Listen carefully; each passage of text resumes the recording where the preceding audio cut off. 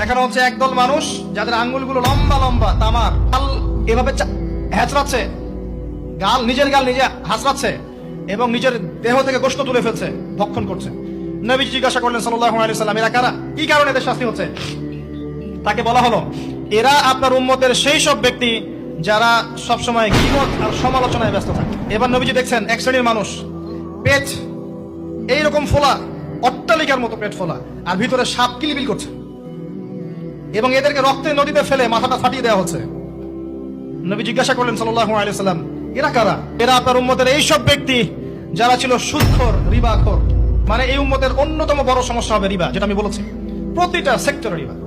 সবচেয়ে নিম্ন পাপ নিজের মায়ের সাথে জেনা করা, সবচেয়ে উচ্চ পাপ আল্লাহ এবং তার রাসূলের সাথে যুদ্ধ করা, এটা হলো সুদ। এবং এর বাস্তবতা হচ্ছে এই, ধনী দিন দিন ধনী হবে, গরিব দিন দিন গরিব হবে, এটা বাস্তবতা। রক্ত চুষে খাওয়া হয়, এই কারণে রক্তের নদীতে ফেলা হয়েছে।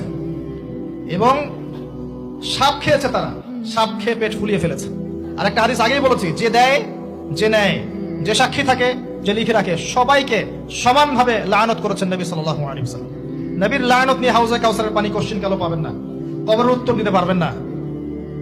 এমনকি নবী সাল্লাল্লাহু আলাইহি ওয়াসাল্লামের সুপারিশ আপনার কপালে নাও জুটতে পারে, সতর্ক হয়ে যান। তিনি আসছেন, দেখলেন এক শ্রেণীর মানুষ আগুন, বড় বড় আগুনের দলা, এগুলো মুখে ঢুকাচ্ছে, পিছনের রাস্তা দিয়ে বের হয়ে যাচ্ছে।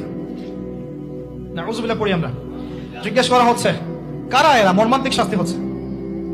নবী সাল্লাল্লাহু আলাইহি ওয়াসাল্লামকে বলা হলো, এরা আপনার উম্মতের সেই সব ব্যক্তি, listen to me very carefully, এরা আপনার উম্মতের সেই সব ব্যক্তি যারা ইতিমদের মাল আত্মসাৎ করে খেত।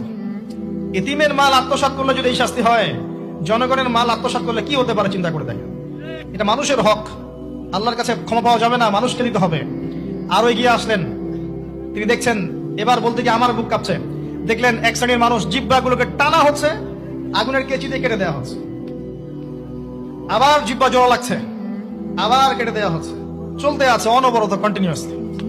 আল্লাহর কাছে কায়মনো বাক্যে দোয়া করি, এই সময় দোয়া কবুল হয়। আল্লাহ পাক যেন দোয়া আমাদের কবুল করেন, আল্লাহ পাক যেন আমাকে এবং আপনাদেরকে এদের অন্তর্ভুক্ত না করেন। জিজ্ঞেস করা হলো, এরা কারা? নবী সাল্লাল্লাহু আলাইহি ওয়াসাল্লামকে বলা হচ্ছে, এরা আপনার উম্মতের সেই সব ব্যক্তি যারা ছিল বক্তা, ওয়াইজ, যারা অনেক বক্তব্য করত, নিজে আমল করত না। আর এই মহামারী আমাদের মধ্যে ছড়িয়ে পড়েছে, কোনো সন্দেহ নাই। যদি না পড়তো তাহলে আমাদের কথায় মানুষের জীবন পরিবর্তিত হতো। খুব কম দেখা যায় যে আমাদের কথাগুলো আপনাদের কলবে তাসির হচ্ছে।